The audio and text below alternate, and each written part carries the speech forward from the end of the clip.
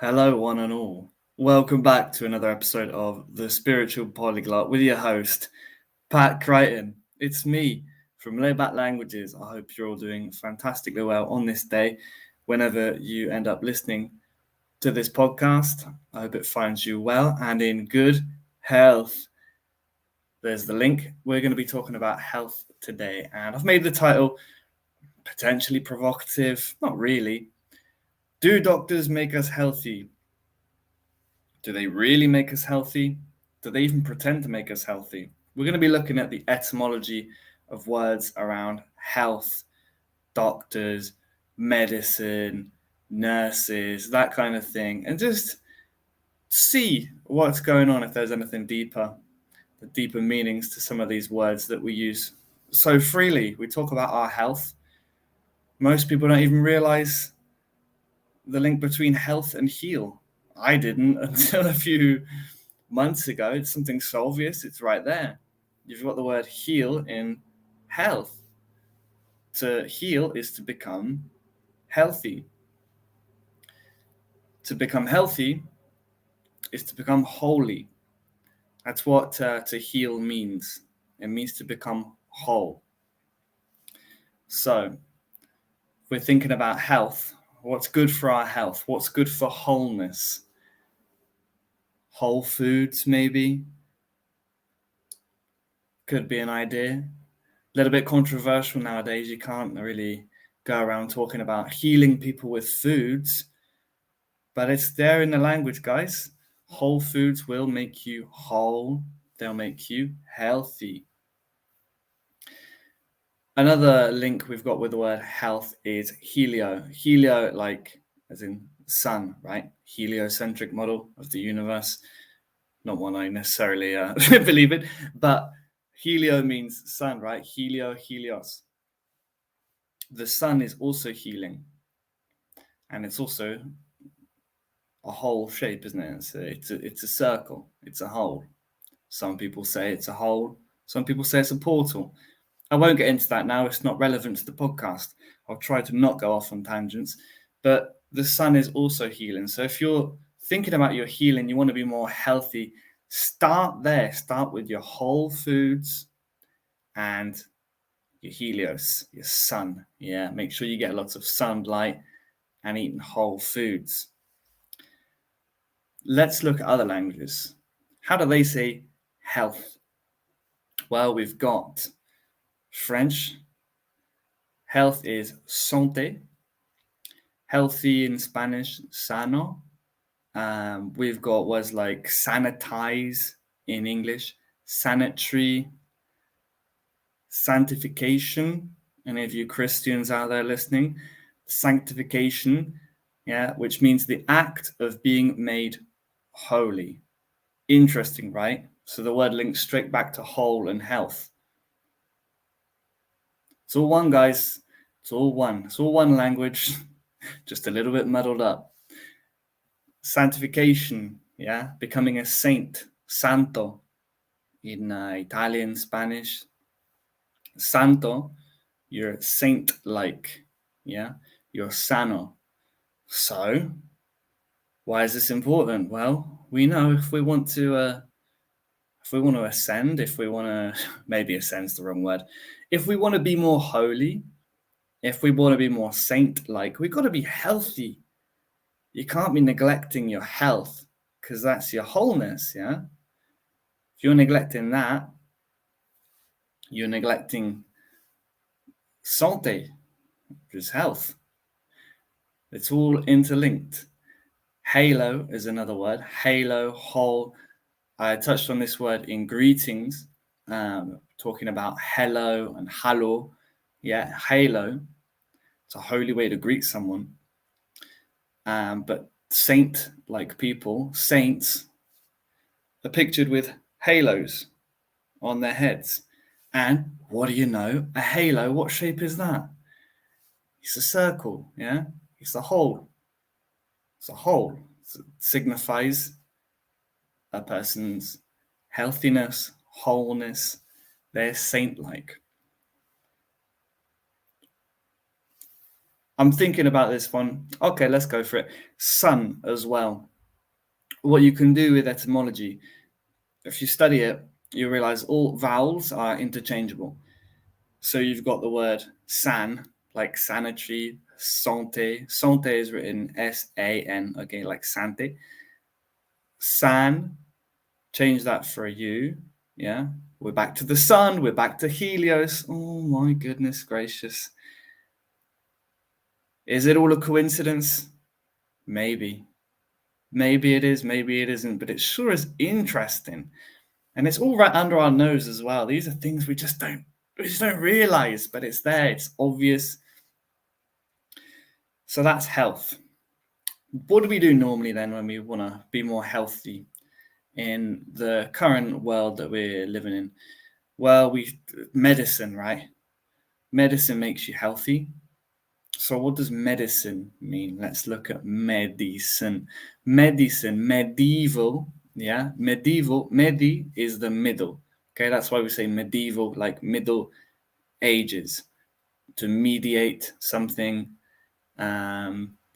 meditate, which I'll get to, mediocre, okay? Medio in Spanish means middle. So meditation is medicine. I'll say that again. Meditation is medicine. And what does to meditate mean? Meditate just means be in the middle. Yeah? Take a position of non-duality. Don't go one way or the other. Just stay in the middle. That's why all these like spiritual people, gurus, monks, whatever, they'll talk about being centered. Yeah. If you're centered, you're in the middle. And this gives your body an opportunity to find homeostasis, to find that wholeness again, that balance, balances itself out. This is why meditation is important. Look at the work of Joe Dispenza. Joe Dispenza he's a doctor. He's a lot more qualified than I am to talk about this kind of stuff, put it that way. And he's a wonderful, wonderful soul. Very, very intelligent, very soulful as well. Not just intellectually intelligent, but he's wise as well. And he helps people heal. You know what? Through meditation. He helps people heal through meditation. Why is that possible? Because it's in the language. It's all encoded, my friends. Let's move on. So we've covered a little bit of health and healing and wholeness. Meditation is your medicine. Okay. By the way, disclaimer: none of this is medical advice, right? Don't if you've like fallen off your bike and broken your arm, please don't sit there meditating and try and sue me for for your injury or for not healing. All right. Seek professional medical advice. This is just me talking about languages. Okay, all right. Now that's out the way and clear. Let's move on to a place one might go in the modern world. We don't seek healers. We don't have healers. Where would we go? We would go and see the doctor. The doctor. Doctors are not healers. Doctors are doctors. Let's look at the word doctor. Doctrine. Indoctrinated. Doctor actually comes from the verb in Latin. I don't speak Latin, all right? It's dead language, no point. Just learn Romance languages. I don't understand why people insist on learning Latin. It's no point, in my opinion. But the way I'm guessing of pronouncing this word is docere, which is docere, docere. Docere means to teach. Interesting. So a doctor is a taught person. It's a learned person, someone who has been. And I don't want to sound provocative, guys. It's not my vibe. But indoctrinated, possibly. Yeah, they've been taught. They've been taught this is the way to do it, and they repeat. I don't know if you've been to the doctors recently, but a lot of modern doctors here in the UK, anyway, I can speak from experience. They're learned people, very intelligent. They've spent years in universities, what some people affectionately call indoctrination camps. But they spent years there getting indoctrinated, okay, with this doctrine. And yeah, they're not healers, so don't expect to go to the doctor and be healed, all right? Again, this is not medical advice. If you feel like you need to go to the doctor, see a medical professional, do it, please, please. Another note, a little side note on that. To doctor something, we say to doctor is to falsify or alter. If you doctor something. Again, I don't want to be too provocative. I don't want to like sling loads of mud at doctors. Do you know what I mean? Not about that. But yeah, to doctor is to falsify something. I guess it's probably linked with documents as well. I've not dove super deep into the word doctor, but there we are. That's who we go to see when we're wanting to heal our health. We go to see the doctors. Does it make a lot of sense? The etymology would suggest no. A place we can go to get our drugs is the pharmacy. Now, pharmacy comes from the Greek word pharmakan. Pharmakan. Apologies for my awful pronunciation. Pharmakan is the Greek, and it means drug, medicine, and is also the word for poison. Again, like I'm not coming from a conspiracy angle, right? Okay, so I don't want this podcast to turn into me ranting about our corrupt system. But that's interesting. Yep, drug, medicine, and it's also the word for poison. Okay. If I'm not going to do this, but if I were to go down a little conspiratorial route with, etymology of this word, when I hear the word pharmacy, I'm hearing harm. The word harm is in there. Yeah. Harm. What does that mean? Maybe nothing. I'm sure that old lady working down at the local pharmacy isn't there, giving you cough sweets, trying to make you choke on them, trying to harm you. But that's just what comes to me, guys, okay? Just my perception. Remember this. This is just my perception of things. It's how I see them, how I hear the words, what comes to me. Another thing that comes to me is farm. Farm, I had to look up the etymology of farm. So you've got ferme in French. La ferme is a farm. Ferme is to close. And we say firm in English, yeah? So somewhere closed. Apparently, the root of farm, where we raise animals and things, it means that fixed, like firm, like fixed rent or a fixed payment. Again, I'm not going down the conspiracy road. Don't think that's what my intention is. It's not. But I don't know. It seemed interesting to me. It's kind of like you go to the pharmacy to get your poison, and they got a fixed rent off you, haven't they? You keep coming back for more because it doesn't heal you. Remember, guys, this is just complete opinions, okay? Don't take any of what I say seriously, but sometimes it's nice to look at the world through a different pair of eyes, or through your third eye, you could say. No, I'm joking. Another person who helps us when we're in poor health, we want healing, we go to the hospital. I didn't bother looking up the etymology of the word hospital. I guess it's like host. It's where you it's where they host you, like hostel, hospital. It's just somewhere you stay, right? There might be something deep and sinister in that as well. Probably not, though. And I didn't look into it, so sorry. If you did, leave a comment. If you're watching the YouTube video, leave a comment what hospital means. Well, kind of people you're going to find in hospitals. Nurses. I'm going down a nice route with this one, all right, guys. Don't hold your breath. This is a nice interpretation of the word nurse, and this is what comes to me. Okay, nurse. Okay, so I'm hearing nurse. You've got to nurse, right? Comes from when you nurse a baby, you give them well, not you, but the mother. The mother gives the baby, it nurses the baby, gives the baby the milk.